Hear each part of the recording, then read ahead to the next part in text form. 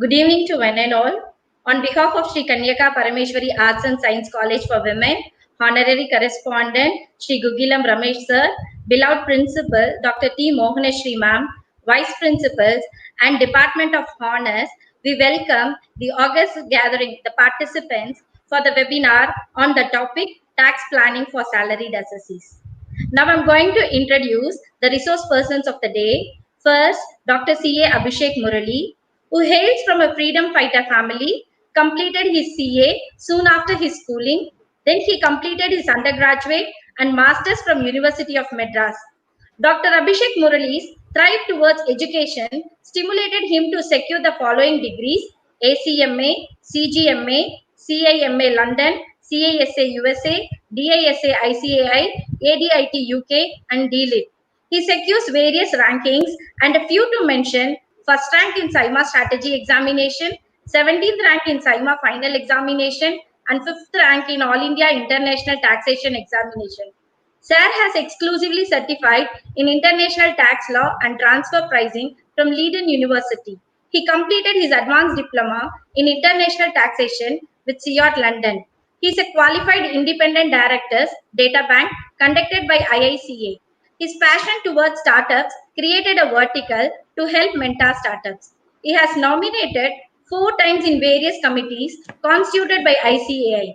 He is the youngest regional council member of ICAI for the continuous past 3 years by securing highest polling, and also holds the honorary youngest secretary post of SIRC by ICAI for the year 2021. Dr. C.A. Abhishek Murali acted as chairman as well as been nominated as a member for various committees constituted by SIRC of ICAI since 2016-17 to till date. He has authored 5 books of professional interest. Famous among them were Overview of Companies Act 2013 and Income Tax Ready References. We are also eagerly waiting for the book Taxation of Capital Gains, sir. Apart from this, he has been actively involving himself in various chambers of commerce and professional bodies. At present, he is the partner of Mrs. Victoria Grace and Company. Dr. C.A. Abhishek Murali has addressed conferences, seminars, and workshops organized by corporate forums, professional bodies, universities, and income tax and central excise departments. I would like to make a special mention that Sir has conducted and spoken more than 250 seminars on direct taxes alone in the year 2019. A multifaceted personality, a leader, sports player, author, speaker, motivator, and whatnot. Sir, I feel very happy to introduce such eminent person to the gathered participants. Thank you for accepting our invite, sir. Thank you, ma'am.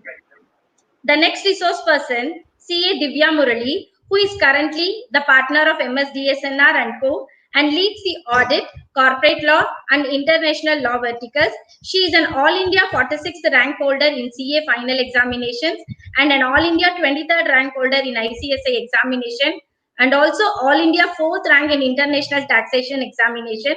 She also completed BCom, DIP, IFRS, ACCA, LLB, Audit UK. She is a firm advocate of the principle of giving back and serving the society that has imbibed from childhood. She is a qualified independent director, data bank conducted by IICA. She is an expert in audit, corporate law, cross-border transaction, and international transaction. She addressed various lectures at various colleges, professional forums, and schools in Chennai. She has the distinction of being the first secretary to the Honorary Council of Zambia in South India. She has been nominated to the committees constituted by SIRC of ICAI from 2015 to till date. She holds various posts in other organizations like Women Empowerment Committee, Inner Wheel of Rotary Club of Madras.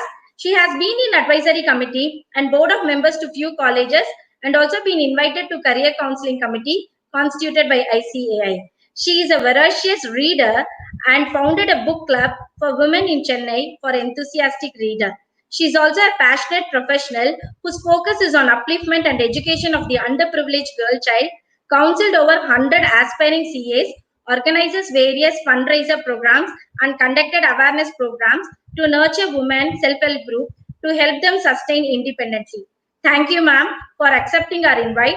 We are ready to lend our ears to grab the knowledge that to be shared by you. Over to you, sir. Thank you so much. Thank you. Thank you. Thank you. So We will just share our screen so that we can get started with the presentation. So first of all, we're very, very happy and privileged to have the opportunity of addressing on behalf of this very prestigious university and college. And it gives us immense pleasure on addressing specifically about this topic, which is planning and taxation of salaried persons. Now, we are going to split this presentation into two parts. We start off with introducing what is a salary, what is the components of salary technically. I think most of us here are salaried persons, and both the CA Divya and I, we have been speaking in various forums over the course of the lockdown and have addressed more than 50,000 people. So in this background, we have developed certain common questions that have been coming. And since most of you are faculty, I'm sure that you'll all be interested in learning more about how to plan your taxes. So we have split it into two parts. First, understanding what are the components of salary, how you can plan each, and then the tips on planning your overall income taxes. So before we proceed with that, just a small background that you may need to, if you probably already know this, if not, I will share a small background on income tax. You see, the income tax is broadly split into five heads of income. Your income from salary, which is your salary income from house property, your rental income that you're earning, your profits and gains from business profession that you may earn if you are having a business or you are a chartered accountant or a doctor or a lawyer, then that is a profession. So the income that you're earning from that will be taxed here. Then you have capital gains, which is you have a capital asset. That is, I have a house, I have land, I'm selling this house or I'm selling this land, and I'm making a profit out of that. Then that profit will be taxed. How to save taxes, how to pay taxes. That comes under the head your capital gains. And the final and fifth head is known as the income from other sources. Which is anything that does not form in the first four heads will fall under this bracket called income from other sources. Now, normally for a salaried person, three heads or maybe even two heads, you can say. Income from salaries is basic, and you will have income from other sources. That is, definitely you will have a savings bank account or an FD or something. So you'll be earning interest in some format or the other minimum. Even if you have no other investment, you will have a savings bank account where your salary gets credited. So you'll be getting some interest, whether it is 2 rupees or 200 rupees or 2000 rupees. It will come into your savings bank account. So you will have income from salary and income from other sources as a common trend. If you have a house, then you will have your rental income. So income from house property will also come. So normally a salaried person, he will have these three heads of income. If you deal with shares, etc., then maybe capital gains will come. In today's session, we are solely covering income from salaries. We have covered in our other programs, income from house property and other sources. You are welcome to look at my YouTube channel and pick out any other topics that may interest you. But today's program, we are focusing essentially on taxation of income from salaries and how to plan it. So now I'll hand over the session to CA Divya, who will take you through the various aspects of salary before I conclude by sharing tips how you can save your taxes. Over to CA Divya. Thank you. A very good afternoon to one and all. So, typically, before we understand how we are going to save tax on salary, it is important we understand what is this salary, what are the different components of salary. Simply put, the Income Tax Act defines salary as taxation of salary arises on due or receipt basis, whichever is earlier, with one precondition that there must exist an employee-employer relationship. Now, employer-employer relationship is very straightforward. Even if you don't have a contract of employment, as long as the nature of relationship is that of a servant and a boss or employer-employee, that becomes the basis. Now, let us understand how it is taxed with some example. Now, for 2020 March, you have worked, your employer says, I will pay your salary definitely, but let the lockdown be lifted fully and then I will pay it. Now, for whatever reason, this lockdown gets extended till December, which means your salary is due, you have worked, and your employer will pay you as soon as he opens office in December. You can ask me, now this salary is not going to be credited to my account when I file my return in July. I have to put my April to March. March salary anyway I have not received. Even though I've worked, I have not received. So I don't have to offer it to tax. I just need to put April to February, whatever has come to my bank statement. But wait a minute. What does the Act says? It says on due or receipt basis, whichever is earlier. Thus, even though you have not received the credit of that salary, it has become due to you in March. So you have to pay tax on it, whether you have received. Let us take another example. In March, you tell your employer facing a lot of difficulty. My family is finding it difficult to live. So please give me 6 months salary in advance for March. That is for April to September. That salary you give me in March itself, I will work definitely. Your employee is very good hearted, generous man. He says, okay, you take it immediately. Now, when you file your return in July, whether this advance salary that you have received from April to September, whether you have to pay. You can ask me. Last time you said on due basis. So in this case, the salary is not due at all. As of March, I don't need to get that salary. I have not worked for it. I have just got it as an advance. Go back to the Act. The Act says on due or receipt basis, whichever is earlier. Thus, even though you have not worked, even though you have not earned that salary, this advance salary also becomes taxable. So, even though the definition is just one line for the basis of charge, the ambit it covers every other provision and every scenario in which you will get salary. Third scenario, you're very gracious. Your employer is going through a financial crunch. You tell him, boss, I will work for free. You don't worry, I will work. You don't pay me salary at all.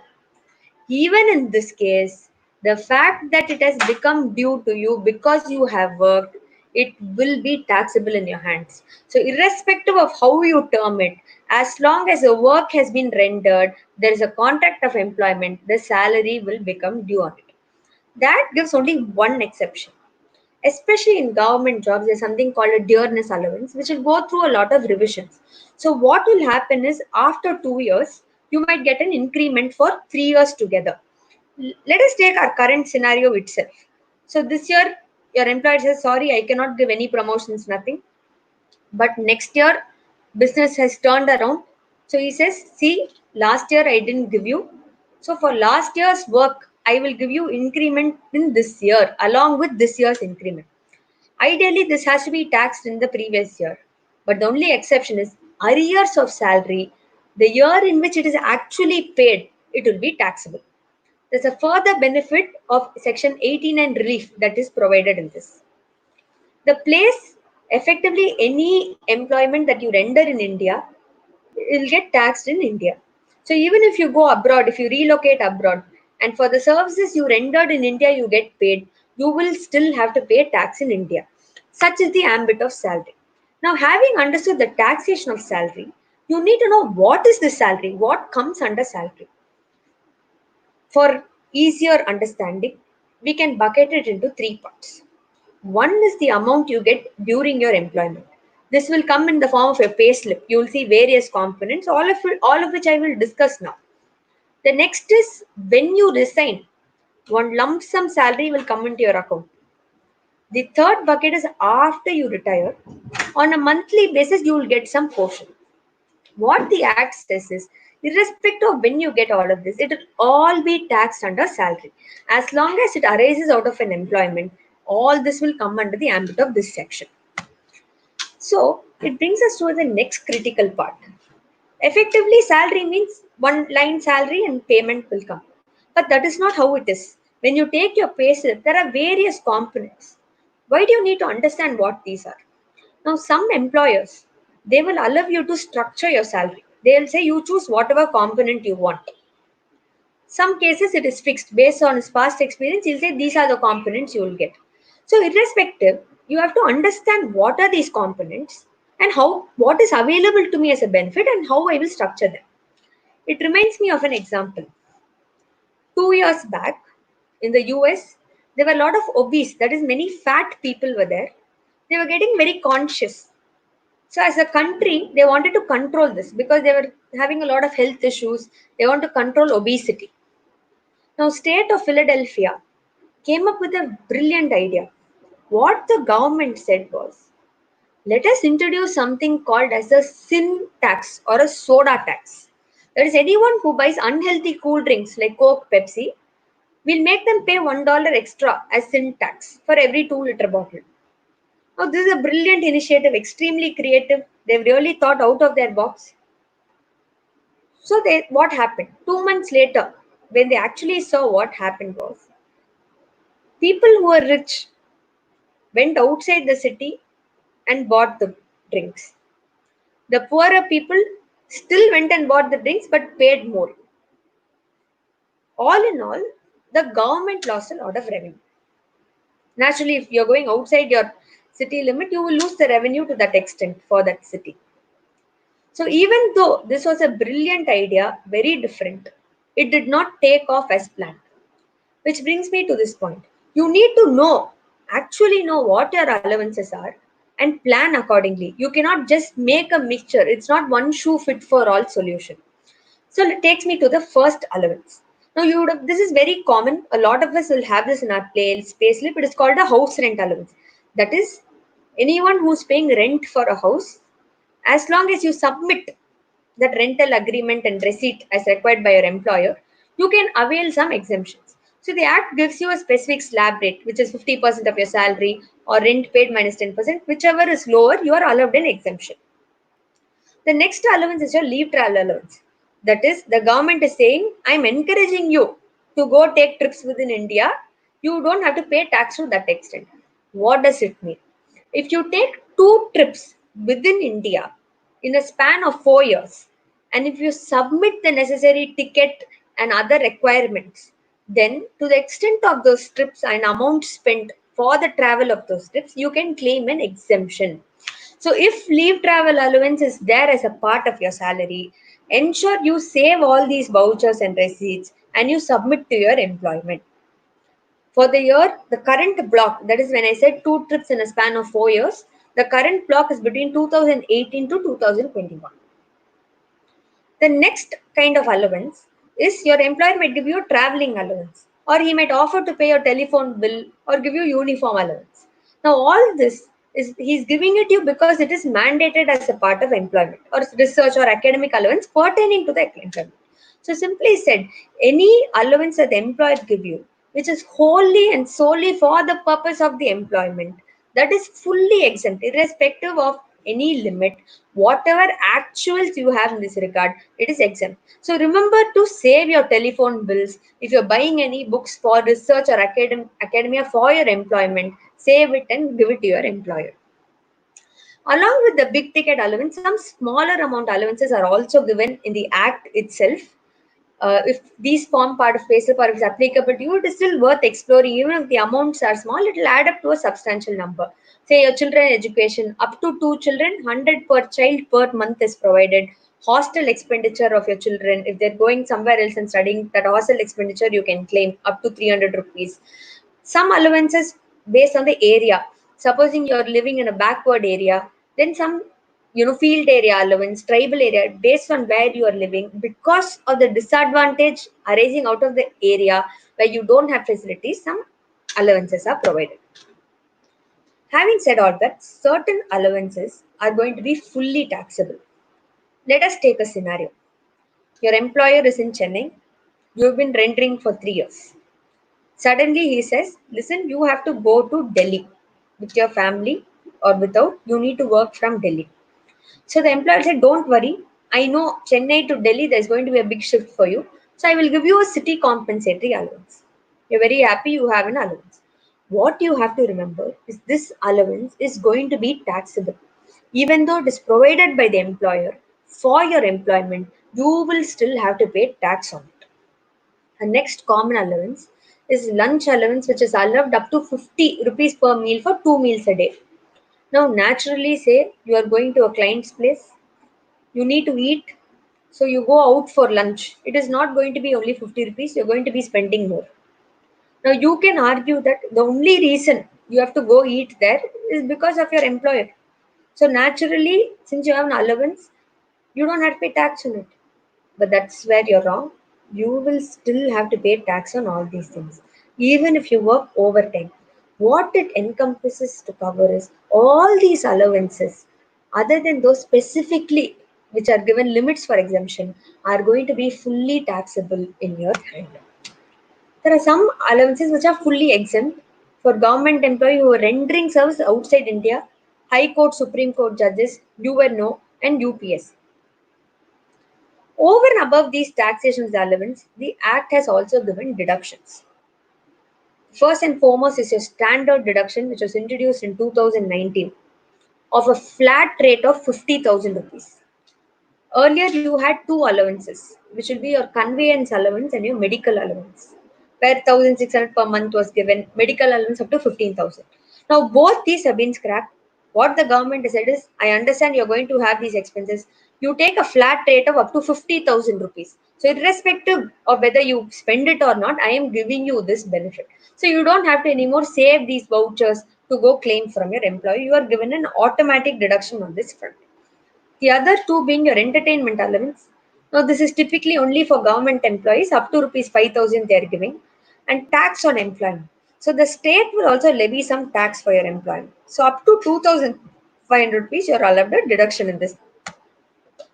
Now, having understood your allowances, your employer might give you something which is not going to be monetary. He's not going to say, I will give you 5,000 rupees as an allowance, but let me give it to you as a gift voucher.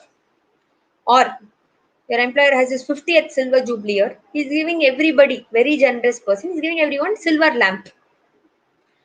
What you have to remember, this is also taxable. Even if you get a non-monetary emolument or benefit from your employer, the act is going to fully tax this amount. There are certain conditions on how they arrive at that amount, and it is going to be taxable. Let us take a very common case. You are elevated to the level of CMD of a big bank. You might be in any part of the country, but the bank will say, please come to the city where the headquarters is based. Because of your position in your job, you are given a beautiful house in a thriving area. Say in Chennai, you are given it in Nungambakkam. Now, is this going to be taxed? The answer is yes. You will still have to pay tax on this.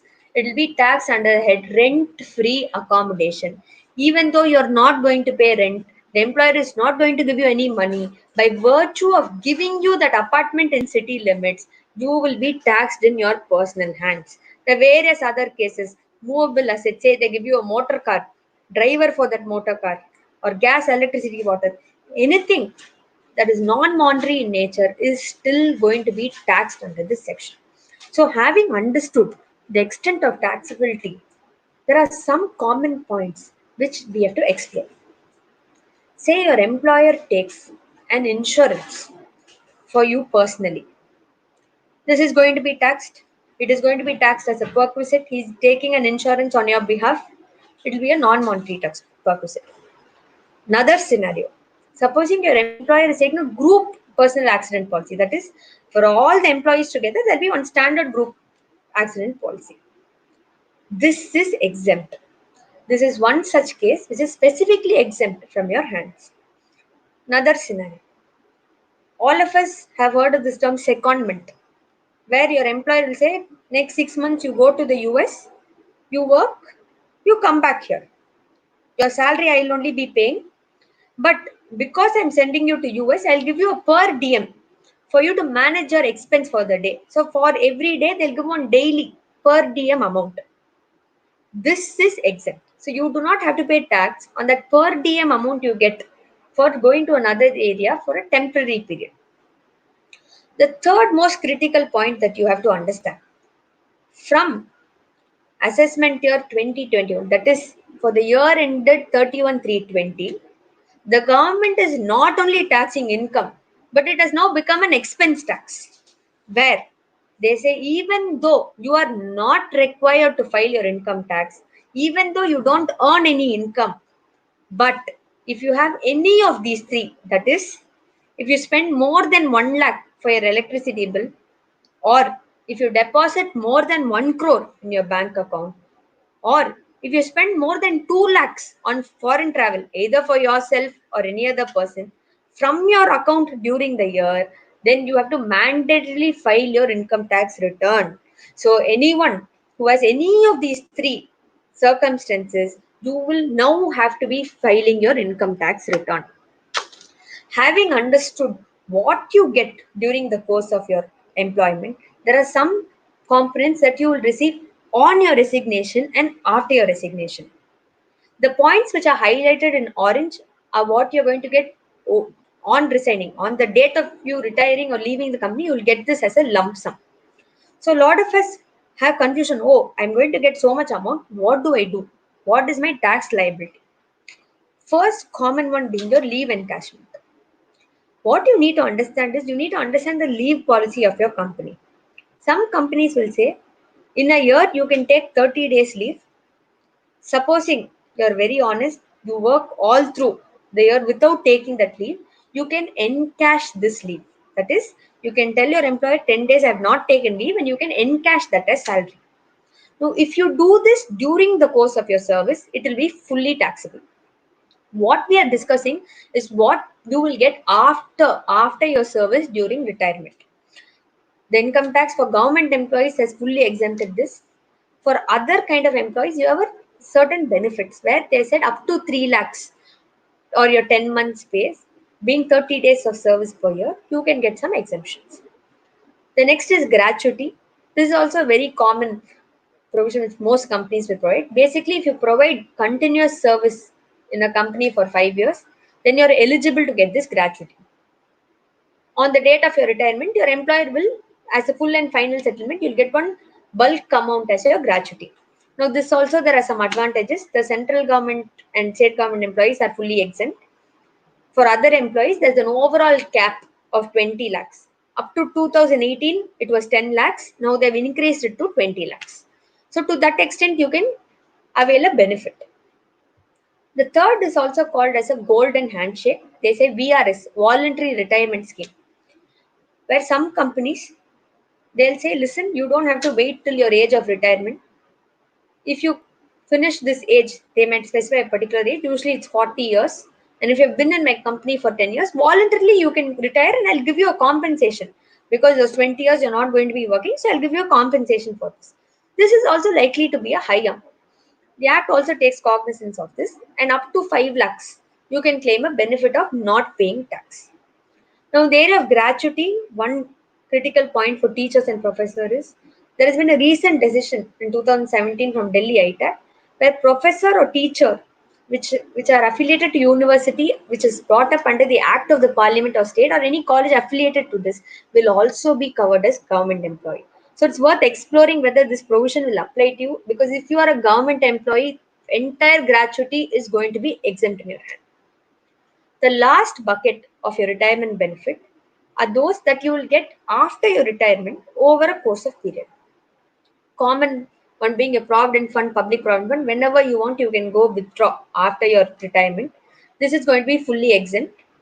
The next speaker will cover it in more detail. The next critical is your pension. Now, some pension schemes will allow you to commute. That means if 100% is going to be a pension, you're allowed to choose. I want 50% upfront as bulk. Balance you give me on a monthly basis. Now, only for the commuted pension, that is the bulk amount that you will receive, that you choose to receive immediately, there are exemptions of half or one third based on whether you're getting gratuity or not. The uncommuted, that is the amount that you tell them, you please credit every month one standard amount to my account, that is going to be fully taxable. The last being the National Pension Scheme. This was introduced in 2018. It's a very popular scheme and it's a good tax saving scheme that you can avail, because whenever you invest in this scheme, you have 80 CCD or 50,000 rupees additional exemption limit. And if you are an employee and during the course of your service itself, you want to take out some amount, up to 25% you can take off, or if you're opting out of the scheme, up to 40% you can take and it is exempted. This is available only for employees, not for other cases. Now, you decide not to withdraw at all, you build up the scheme. At the end, at the time of maturity, up to 40% you can receive as your regular pension, and 60% will be fully exempt. Having understood the different components of salary, I'm going to tell you some critical points that you can help structure your salary based on the components. The next speaker will give more detail on this. The first is, if you are allowed to structure your salary, ask your employer to include this dearness allowance. Because when you include dearness allowance as a component, your tax incidence on HRA and gratuity will reduce to a large extent. Second is commute your pension. Why do I say this? When I say commute means you get a bulk amount because you have exemptions for commuted pension. Only uncommuted pension that you get every month is going to be fully taxable. So to the extent possible, commute it and put it in other sources like FD and all that, so that on a monthly basis you can redeem from the FD. If your worry is going to be, I need money on a monthly basis. The next is Provident Fund. One critical point is, because of COVID, the government is saying you're allowed to withdraw from the Provident Fund and still not pay any tax at all, irrespective of whether you finish 5 years of service or not. So if you need some money, you can always withdraw from your Provident Fund. The fourth one being, if you plan to retire or resign, try to do it at the beginning of the year, because the computation for exemption will be based on the number of years. So either you plan mutually with your employer, you retire or resign at the beginning of the year, or at the end of the year. Because when you retire in the fourth month, you might not get the benefit of that year's salary at all. Interesting provision.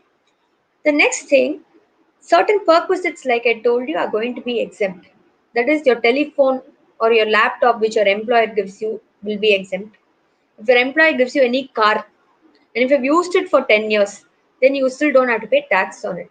Any refreshments, any tea, biscuits that your employer provides during your course of work at the work hours is also going to be exempt. Last critical point, you're going to be receiving gratuity. Now, gratuity, like I covered earlier, it's going to be tax free, or you're going to get that 20 lakh benefit only if you take it at the time of your retirement or resignation. For whatever reason, if you feel you need to withdraw your gratuity earlier, that is, you finished your 5 years of service, you're moving from one employer to another, and you decide to take that gratuity out, that is due to you. If that is the case, you can still claim relief under Section 89. There is a specific calculation for this, but this is just for your knowledge and remembrance.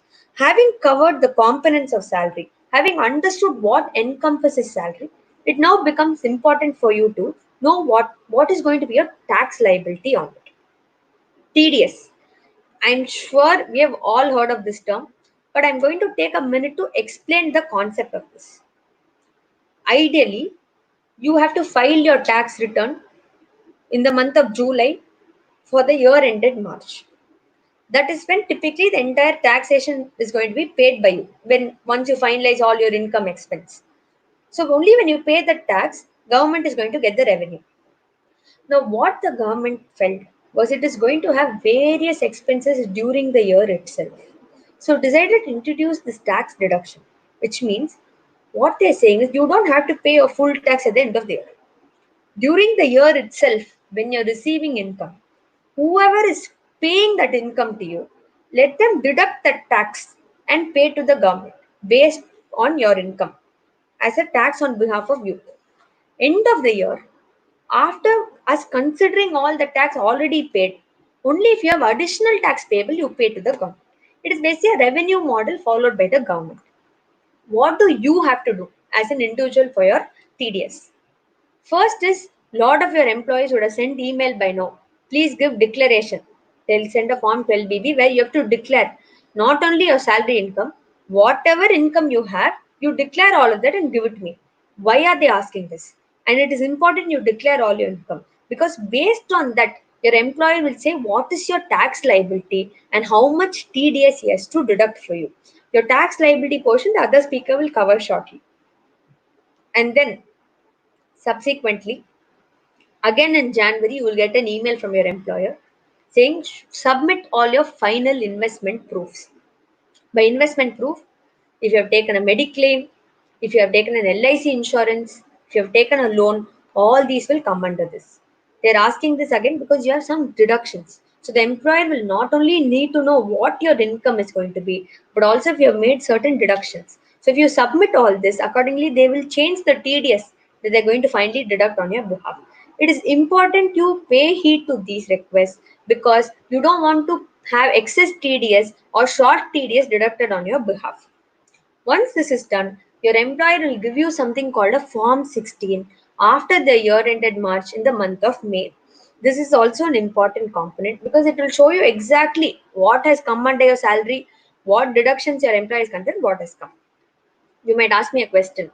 My employer asked me, somehow I missed that mail. I have not given him any investments. Now he has deducted excess tax because he has not considered my investments. What do I do? You don't have to worry.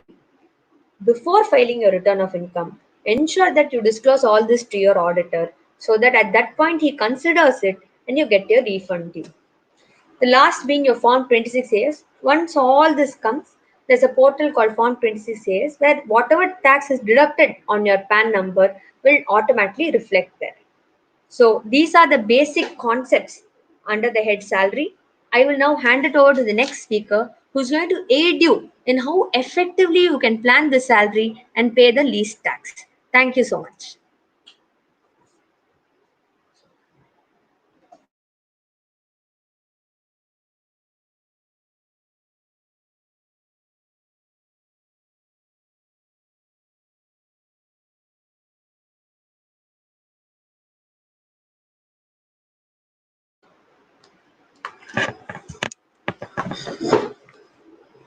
Good afternoon once again to all the viewers and listeners.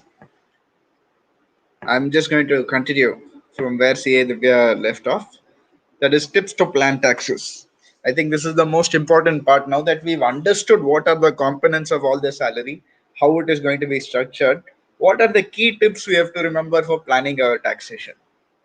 Before I start off with the tips, the first thing I saw, in fact, in the questions also somebody had asked whether the new regime is better or the old regime is better.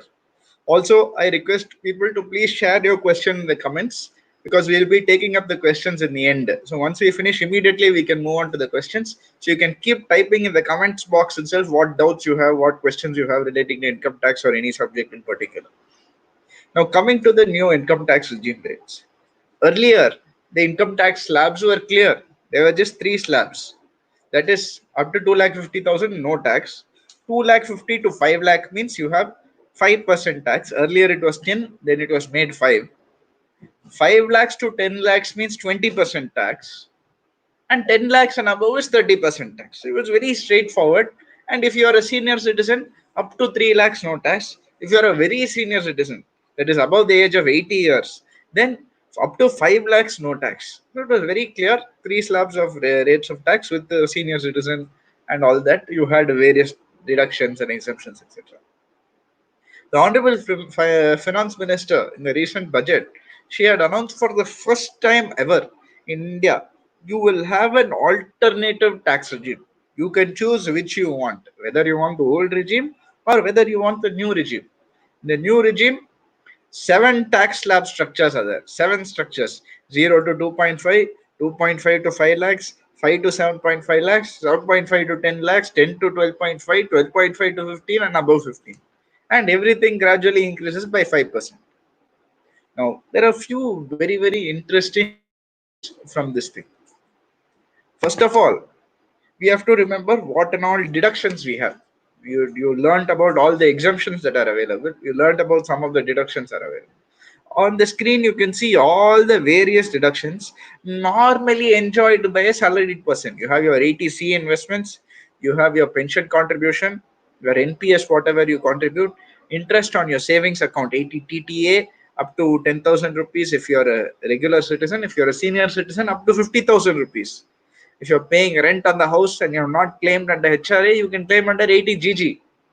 You're paying interest on education loan, you can claim that. You're paying mediclaim on 80D, you can claim. And the various donations you are giving under 80G, you can claim.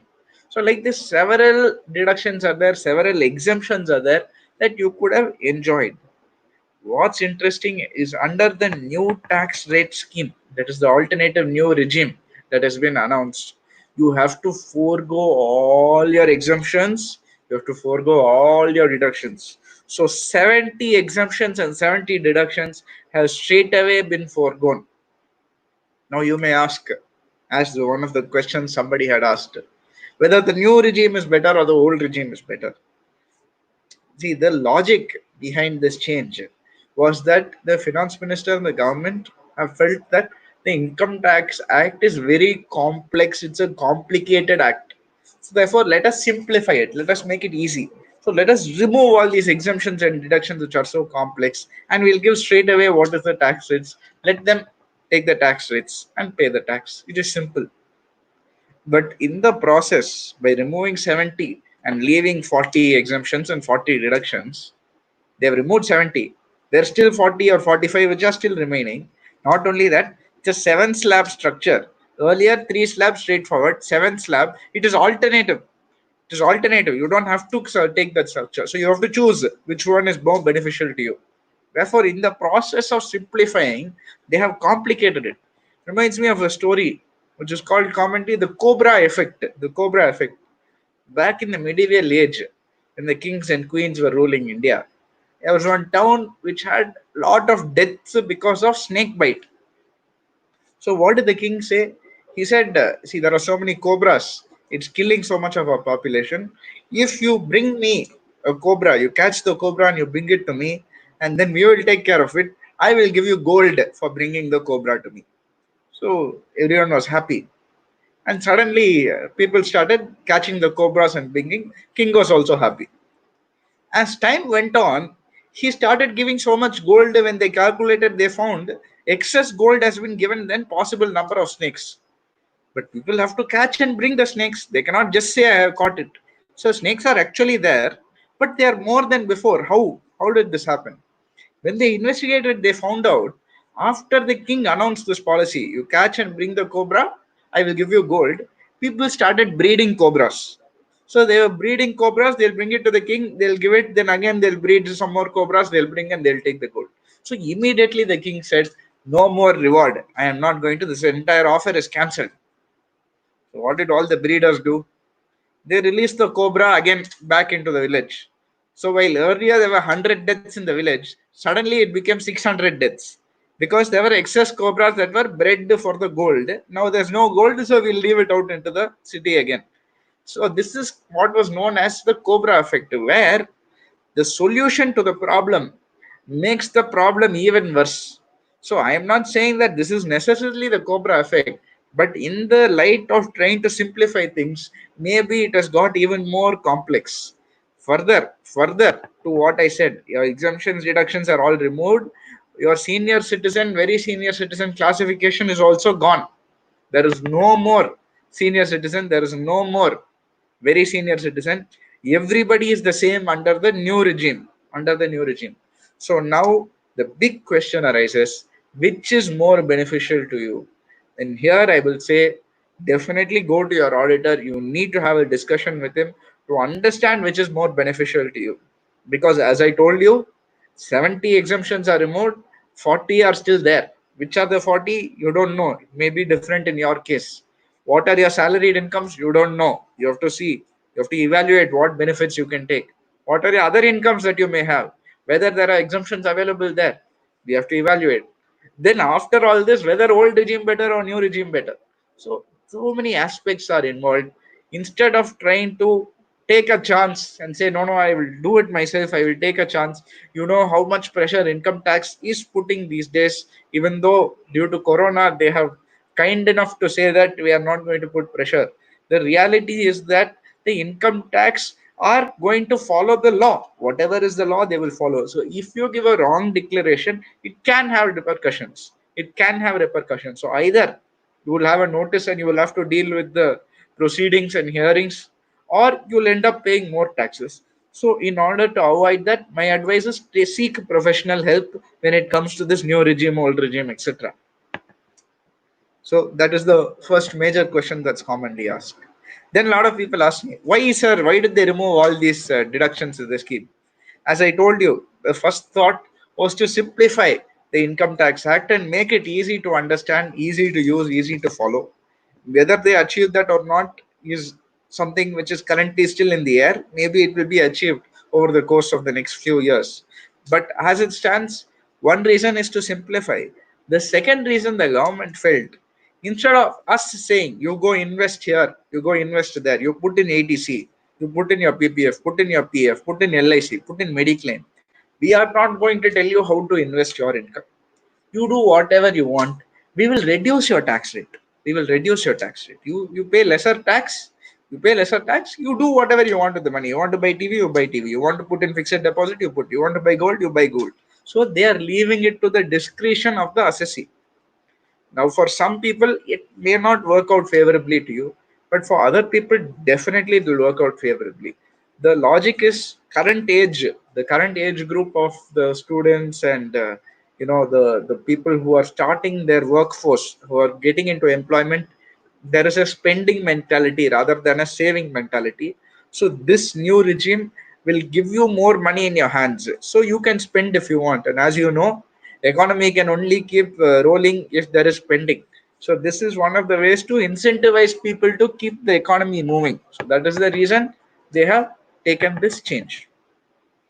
Now, a lot of people ask me, sir, my offer letter said so many things, but finally, when my take home salary per month comes, it's a lot lesser than what actually is there in my offer letter. So, I've given a demo of what is a CTC slip look like, the pay slip. When you get your pay slip, you will see this basic salary, other allowances, HRA, maybe some other allowances, as the previous speaker discussed. You will have provident fund, medical insurance. All this together, if you put 5,20,000, is your total CTC, for example, here. Now, in this heads of income, your provident fund and medical insurance, your company is paying on your behalf. They are not paying it to you, they're paying it on your behalf to some other person. So technically, it is still part of your salary, but you are not receiving it. It is not your take home pay. So just because you are called allowances, you are called payments, you cannot match it with your take home pay. Other than this, you will have your TDS, you will have your professional tax, etc.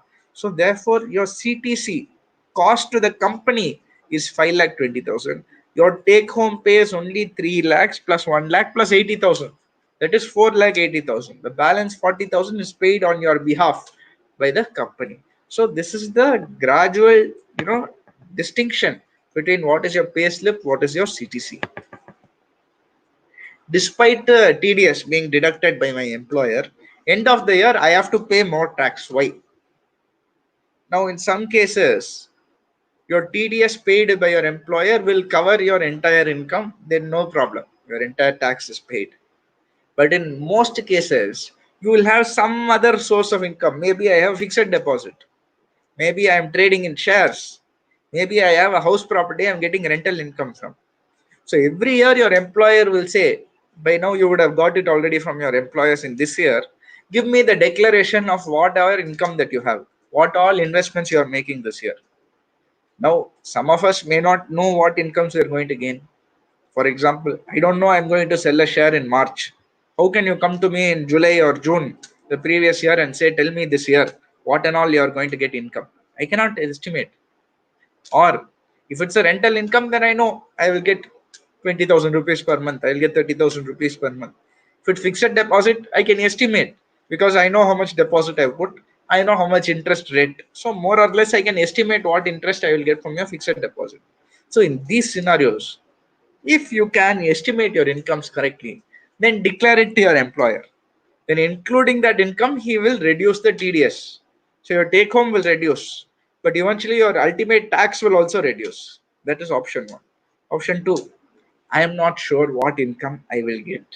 Suddenly, I might decide to sell shares in January. I might sell my shares in March. So I don't know. How can I declare my income 6 or 7 months in advance or 12 months in advance in some cases? In this scenario, you don't have to declare it. But remember that you can either pay an advance tax, that is before the year ends, or once you get that income, you can pay some amount of tax as advance tax. Or be prepared at the time of filing your return of income, you will have to pay the additional tax. So this is the reason. The reason is, other than salary, you have some other income. Because of that income only, despite your TDS, you have to pay tax at the end of the year. There may be occasional situations where your employer wrongly deducts tax. Instead of deducting at 30%, he deducts at 20%. I have seen those scenarios, but owing to the everyone moving to the computer age, these scenarios are reducing and they're becoming lesser and lesser. If such a scenario arises, you can definitely take it up with your employer and find a solution there. What if I have no tax, but TDS is going to be deducted on me? This is also a very common case that I have seen. In fact, we have many of our clients are professors and faculties at colleges, and this one question where we see it commonly questions come up. We help plan the taxes, so we genuinely most of the questions that I put is very relevant to faculty people. We have specifically prepared this. So this is one question that we get. I have no tax, but TDS is going to be deducted. What will happen? So let's assume my income for the year is 2 lakh rupees. What is the minimum limit where I don't have to pay tax?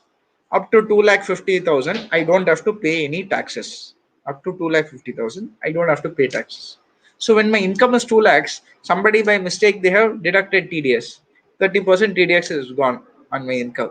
So on 2 lakhs means 60,000 has gone. Now you can ask, what should I do? Should I have to wait all the way to file my return and then claim it as a refund? That is the first option.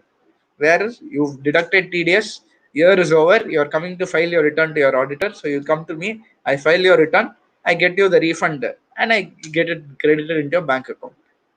Another thing is you notice that a tax is being deducted during the course of the year itself. So when I'm getting the salary, I'm supposed to get X amount of money. I'm getting X minus 30 as the amount of money. So you can, at that point of time itself, you can take action. How?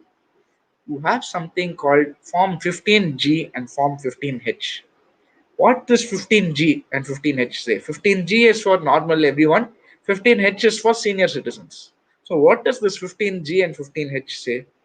It says that where you don't have taxable income, you can declare to your employer or whoever is deducting the tax. Maybe your bank is deducting on the interest income, or maybe some other party is deducting the tax on some income that you are getting from them. You can give them this Form 15G, you can give them this Form 15H if you're a senior citizen, and make a declaration saying, listen, you don't have to deduct taxes. I don't have any taxable income, or I have paid my taxes myself. I have already paid advance tax. You please don't. You please don't deduct tax again. If you do that, then I have to file a return and wait for my refund. So request you to not deduct taxes. You can give it to them and they will approve it and they will no longer deduct your TDS. So in a scenario where you feel there should be no tax deducted, then please submit your form 15G, and if you're a senior citizen 15H, then automatically the TDS will be stopped. Is PPF a good investing option? Now, one very common thing that you will find is I advise people to invest in PPF. So why do I do this? Why do I say PPF is excellent? You have something in income tax known as a three-tier structure. This three-tier structure for PPF is called triple E. So you may ask, what is this triple E? You have E, you have EE, you have triple E. What is this triple E? What is this EE? What is E? See, in income tax, there are three stages to any investment. At the time of investment, then the dividend or the interest that I am getting after investing, and three, at the time of maturity or redemption of such investment. Those are the three stages. Exempt, exempt, exempt. That is what EEE means. So normally you will find your investments will not be more than E or EE. I'll give you an example. I'm investing in ELSS mutual funds, equity linked saving scheme. There are mutual funds or shares which are known as ELSS. I am putting in that. I can claim a deduction under 80C up to 1,50,000. I'm putting. So the moment I invest, I'm getting a deduction. So this is called a E status. I'm getting dividend from it. I'm getting dividend from this. Up till this year, dividend was exempt. Up till the current year, from this year onwards, dividend will be taxable. Any dividend you are getting from shares or your mutual funds will be taxable in the assessee's hands. because they have scrapped what was known as the dividend distribution tax. But till this point, dividend was exempt. So earlier, exempt when you invest it, exempt when you are getting dividend from it. But at the time of maturity, you will be taxed as capital gains. You will be taxed as capital gains. So only EE it satisfies. Normally LIC and all that, if you see, only E stage allowed. Where you put the investment, you can get the deduction, but at any other stage, it becomes taxable. But PPF is exempt, exempt, exempt. When you invest, it is exempt. When you get interest from that PPF, it is exempt. When you get on maturity of the PPF, or when you redeem the PPF, when you close it, then also it is exempt. So at all three stages, it is exempt. And the interest is tax-free interest at the rate of 7%, which no bank is giving today. Yes, they have reduced it. In fact, earlier the interest rate was at almost 9%, and now it has reduced, but it is still better than most banks. So some of you may say, what if I invest in equity shares? Then I'll get capital appreciation. Sure, you will get capital appreciation. But if a scenario like what happened with the corona happens, market was at 44,000, it crashed to 27,000. So the value of your investments have gone down by almost 50%. Whereas in PPF, it is safe. It is safe. So PPF is a worthwhile investment where you can accumulate your savings over time. So as a wealth advisor, I must tell you that PPF is an ideal investment for you to build your long-term savings. So if I'm handing over my savings to my child, or I'm handing it over to my family after me, then PPF is an excellent way, because the interest accumulates on your investment. So every year, if I'm putting 1,50,000 for 50 years, then you can imagine what a big corpus I'll be having at the end of 50 years. Not only that, I'm getting interest on that big corpus. Not only that, that interest is also tax free. That interest is also tax free. It is impossible for you to get any sort of fixed deposit or any sort of shares which will give you tax free interest at that rate if you invest correctly. So therefore, investing on PPF is always an excellent option. It is an excellent retirement option and an option for you to leave over to your children. In fact, one interesting development is many people are under the assumption that PPF is valid only for 15 years. It is not. You can have unlimited rollover now. It was erstwhile, they had a 15-year limit, but now you can roll over it for however long you want. Mediclaim. I think the previous speaker already covered 80D. I'll not go into the specifics, but Mediclaim is a very, very important investment today. You know, medical care, health care today has become very, very expensive, not only because of Corona, but in general itself, Mediclaim, medical care, the cost of it, cost of good medical care is very, very high. So therefore, Mediclaim having that insurance to protect you is very important. It's an excellent tax saving scheme also. It helps protect your future also. So I would advise you take a Mediclaim. I think other aspects were already covered by the speaker, so I'm not going to spend too much time on this. Thank you so much for the opportunity, for addressing your college and addressing all the viewers.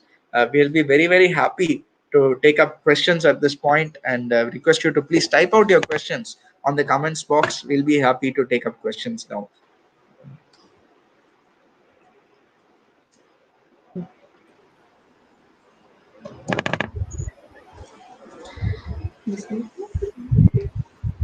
You can type your questions on the screen, on the chat box. We'll be happy to take up the questions. I think there were a lot of doubts on this professional tax that I had covered. So I'm just going to quickly explain that. There's a limit of the total deduction that you can take, which is up to 2,500 rupees. And why this is typically levied is the income tax that you pay is to the central government. And this is a professional tax that is levied by the state government. And it's only up if your salary is more than 12,500, the limit is 200 rupees per month. And accordingly, it goes through the slab rates. Is the new income tax regime better or old regime better? I think I had covered this in my presentation. Maybe this came before that, but you have to see from a case-to-case basis. Definitely seek professional advice when it comes to choosing between the two regimes if you are not very sure. Can I claim LTA even if it's not part of my salary income? No, you cannot. You have to. It has to be part of your CTC. Whenever you want to claim any exemption, it has to be part of your CTC. Then only you can claim such exemption.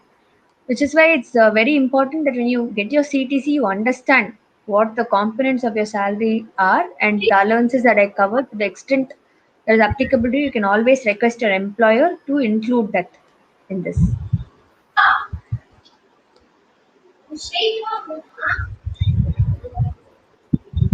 Yeah, so like I said, it'll be 200 rupees per month since your salary is more than 12,500. This will be paid by your employer itself. And when you file your tax, you can take a deduction of maximum of 2,500 rupees or the actual, whichever is lower.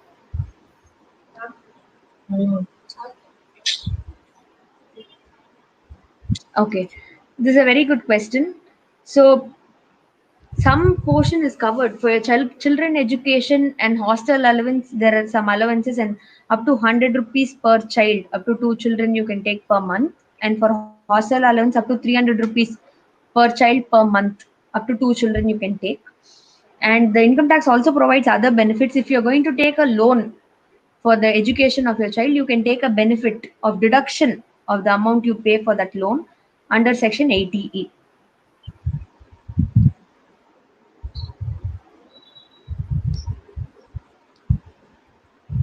Thank you. Thank you so much.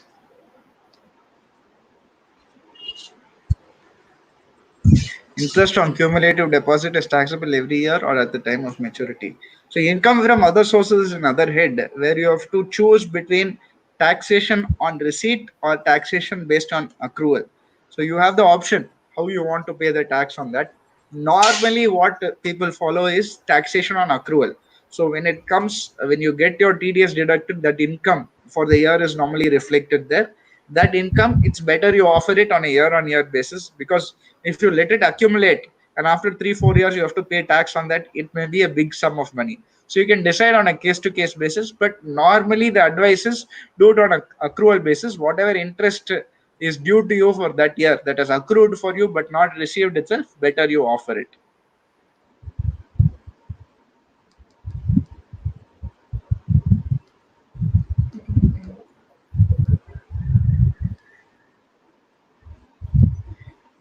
Income from capital gains and PGBP. We will definitely do a session, Yeah. and we'll do it on the same channel.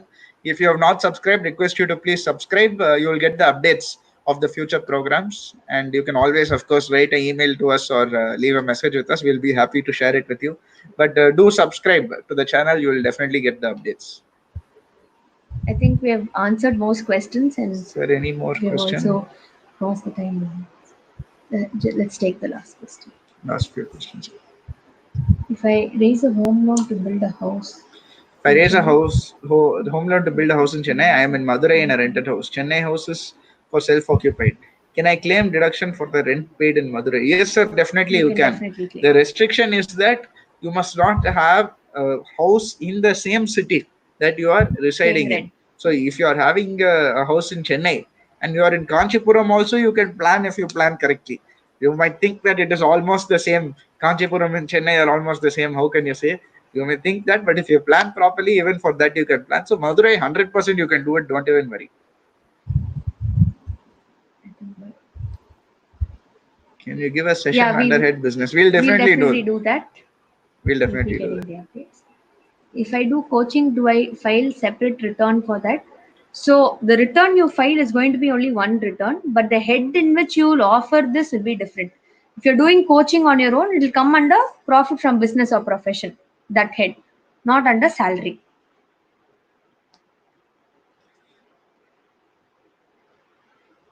Something your income, is it worth for income tax relaxation? I think the logic of clubbing itself is basically I have a child who's earning some income because of the from fixed deposit. The child could have not put the fixed deposit by himself or herself. I would have gone opened an account in the child name and I would have deposited my money that I'm earning from my salary or from my business in the name of my child, and interest is coming.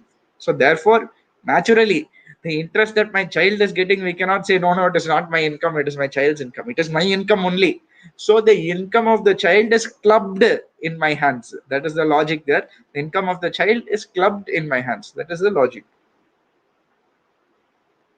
What is the difference between income from salary and income from profession? Very good question. So, the way in which you pay tax, the rate of tax will differ in both. If you come under salary, as Abhishek had explained, you have a slab taxation structure which you can claim, on which you have to pay your tax. If you come under business or profession, after whatever expenses you have for it, suppose you're doing coaching, you might have to pay rent for that place. All those expenses you can deduct. On the net profit, your tax rate will vary as to how much you pay.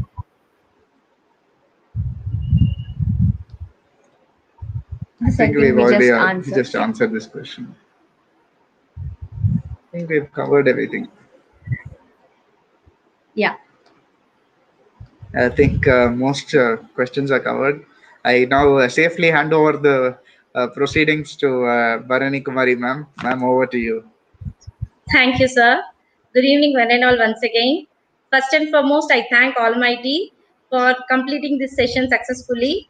I thank the stars of the day, Dr. C.A. Abhishek Murali and C.A. Divya Abhishek, for presenting the presentation in such a way even non-commerce students can understand and plan according to it. I thank all the participants who spent their valuable timing to attend this session. I thank my colleagues for their support. I thank our college correspondent, Shri Gugilam Ramesh Garu, Principal, Dr. T. Mohanashri, and Vice Principals for permitting us to organize such knowledge sharing webinar. Thank you one and all. Now the feedback link will be open for another 20 minutes. The link is displayed in description. Thank you again. Thank you one and all. Thank you.